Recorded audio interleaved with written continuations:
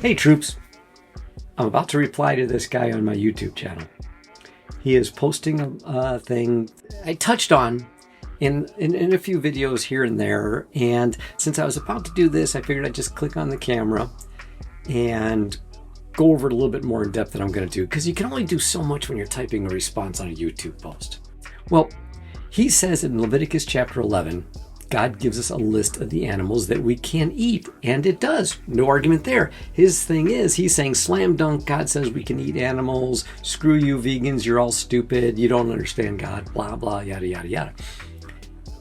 The thing is, Leviticus isn't just 11 chapters, okay?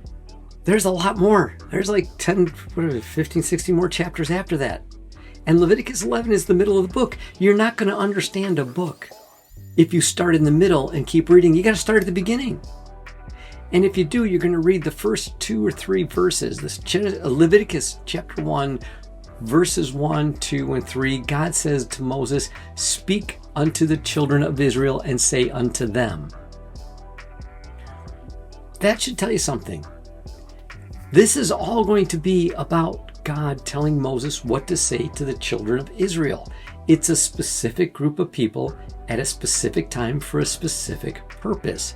It doesn't apply to us. We can learn from it, but it wasn't meant. God didn't tell Moses, write this stuff down so the people in the year 2025 will know what animals they can eat. No, had nothing to do with it. You can't use these Levitical laws that were meant to separate a people from another group of people to defend eating animals today. That's not what it was meant for. Let's go into that a little bit. That line, speak unto the children of Israel. All right, it says that, or some variation of it, speak unto the children's.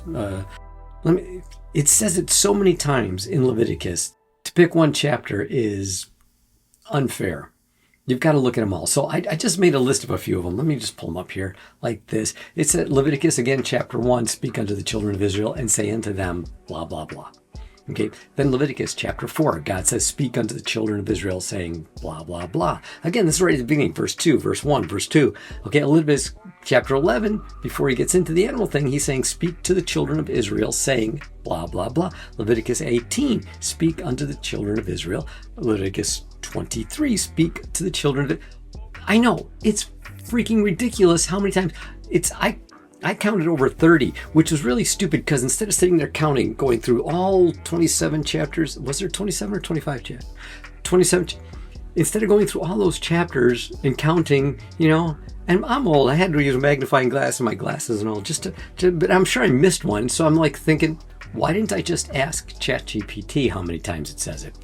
So I pulled it up here, and it says, the phrase speak unto the children of Israel appears roughly 35 times in Leviticus. And it says roughly. I got the impression ChatGPT didn't want to count all those times either, because it's saying roughly, but that's a lot of times. Okay, that means it comes out to more than one time every chapter in Leviticus. God's making a point here. The children of Israel, were being brought into the land of Canaan, the promised land. And God wanted them to be separate and different. So these rules were to make sure that when you come into Canaan and you see the children of Israel who are now taking it over, Canaan was a bad place. They were doing all kinds of evil stuff. Now Israel's taken over, and when people would come into that town and say, hey, let's go to Canaan and do some evil stuff, whatever. Wait a minute. These people aren't doing this, and they're not doing that, and they're not doing. This is not Canaan like we used to think it was, and they'll see that it's a whole new situation. So these laws, not just about eating animals, but about wearing 2 different kinds of material in one clothing. It was to show separation from Canaan and to show unity amongst the Israelites. There's so much more to it. I don't want to get into that because it's going to sound like a Bible lesson. Let's get back to how animal activists can use this vegan information. So to wrap that up, I can say if God said in Leviticus over 30 times to speak to the children of Israel, we can easily understand that these instructions, including the ones about animals and sacrifices, and what people can eat were given to a specific people in a specific place in a specific time, and they had a purpose. Okay, it wasn't global eternal laws that are going to go on for all of humanity. Okay, it was meant for that one group of people, and that lasted maybe 1,200 years.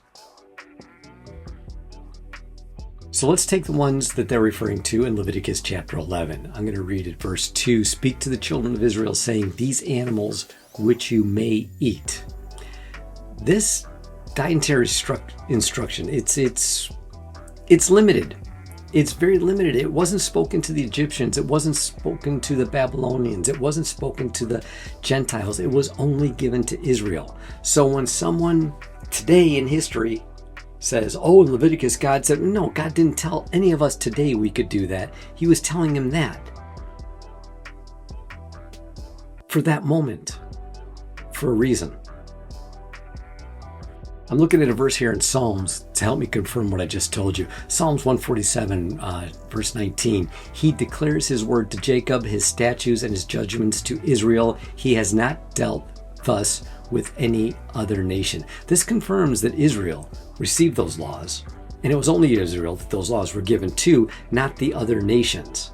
See? So if a meat eater says, oh, God said Leviticus chapter 11 we can eat meat, no. It wasn't meant for other nations. It was meant for Israel. Just more proof if you want to write that down, Psalms 147. Also, we can go into the book of Acts in chapter 15 at the Jerusalem Council. That's when the early church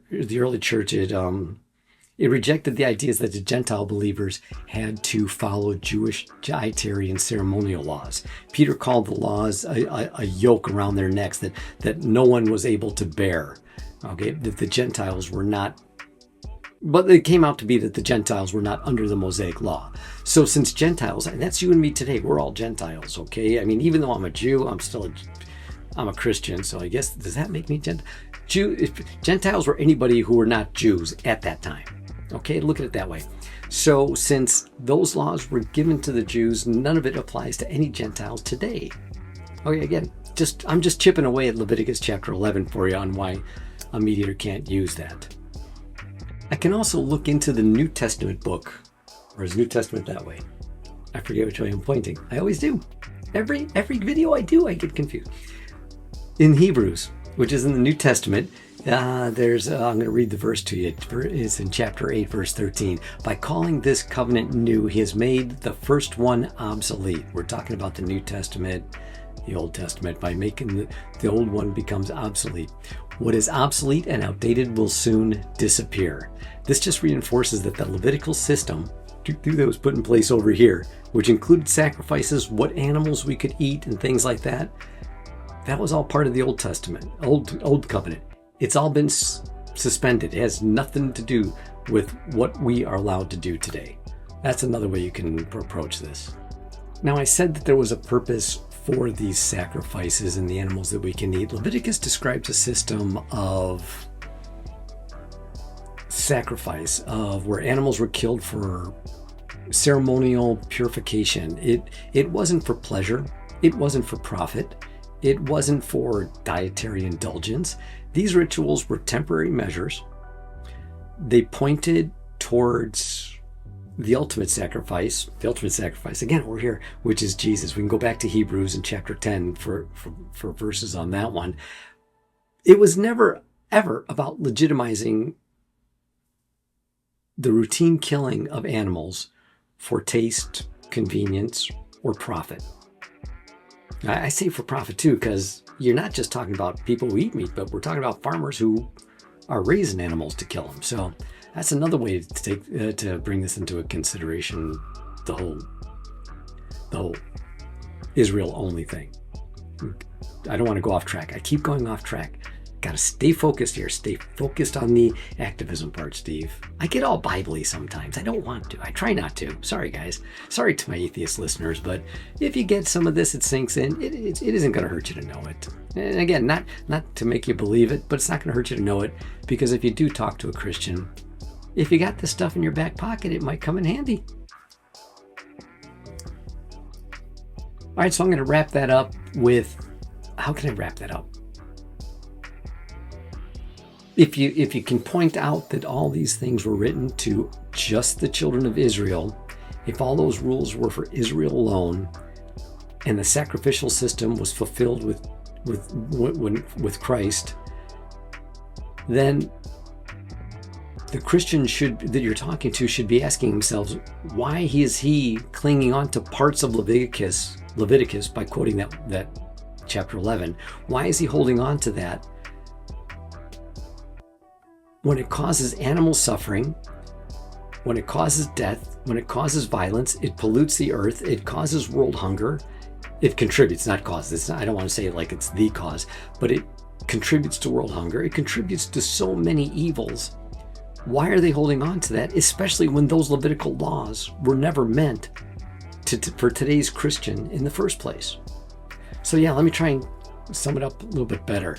If those rules were for Israel alone, and the sacrificial system that involved killing animals was done away with Christ on the cross, then why are you using laws that were never meant for us in the first place to defend these activities? So that would be it. All right, I'm done with Leviticus chapter 11, but I'm sure 6 months from now I'll probably do another one.